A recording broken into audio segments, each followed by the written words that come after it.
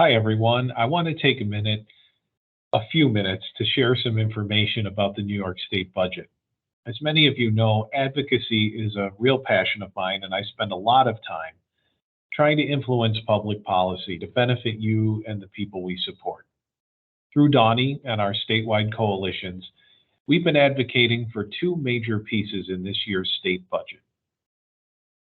One, a 3.2% cost of living adjustment to our OPWDD rates. And second, a $2 an hour wage increase for people working in direct support roles. As I've explained before, a cost of living adjustment, or COLA, is for all aspects of our operations, all of those costs that have gone up during this period of inflation, just like in your homes and your households. Everything from transportation to utilities to insurance to repairs to supplies to equipment, plus wages for our hardworking employees who don't necessarily all work in direct support roles, people in administrative and clerical and other support roles. Every year we base our COLA request on the federally issued Consumer Price Index, specifically the CPIU, which reflects actual costs. This year, the CPIU says our COLA should be 3.2%, so that's what we requested. We've also been focusing and advocating for the direct support wage enhancement, which would be the $2 per hour increase for people in direct support roles, including clinical roles. By having a separate dedicated path to stabilizing wages for people who provide direct support, we would then be able to use the full COLA for the rest of our expenses, including making sure that people in non-direct support roles get a well-deserved wage increase too. We've done roundtables, news conferences, lots of outreach with elected officials to advocate for these policy goals, and I personally have spent a lot of hours on these efforts. So the first big step in the process happened last week when Governor Hochul issued her executive budget. The governor included in her budget a 1.5% COLA, not the full 3.2%. And unfortunately, she did not include the direct support wage enhancement of $2 an hour. This was disappointing, but let me add a few facts for context. First, the state is facing a large deficit this year, and many sectors looking for increases didn't get anything at all from the governor. The fact that she included half or almost half of our COLA request was actually a good thing.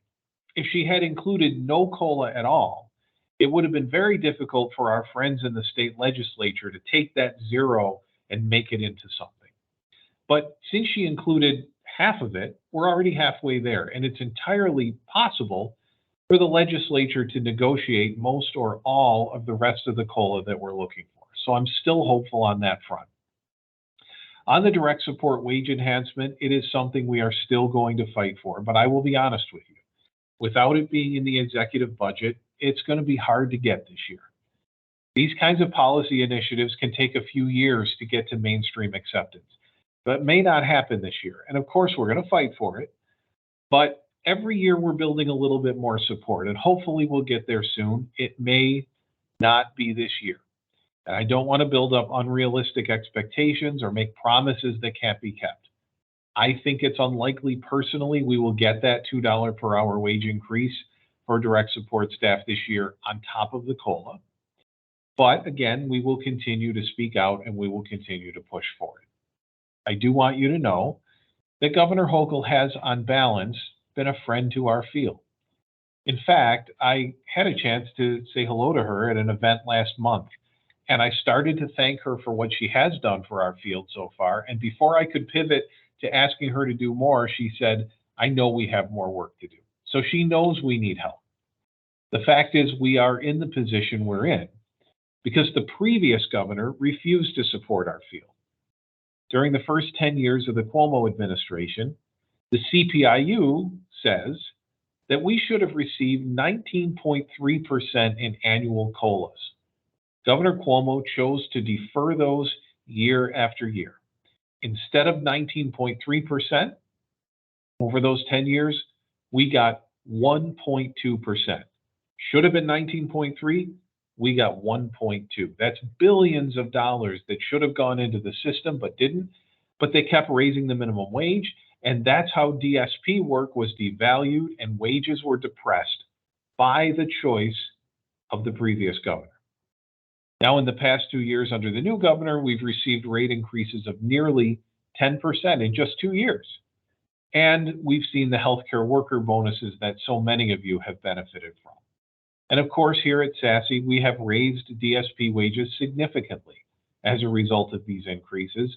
And most other staff have also finally received some combinations of bonuses and wage increases.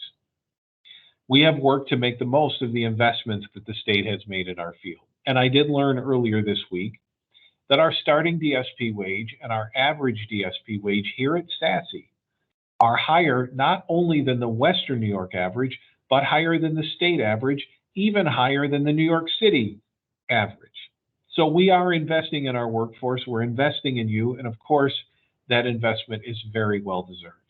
That doesn't mean it's enough. That doesn't mean I'm satisfied. And so I will continue to work with my colleagues to fight for a budget that gives us what we need. And I will keep you informed as things develop. The final budget will not be passed until April.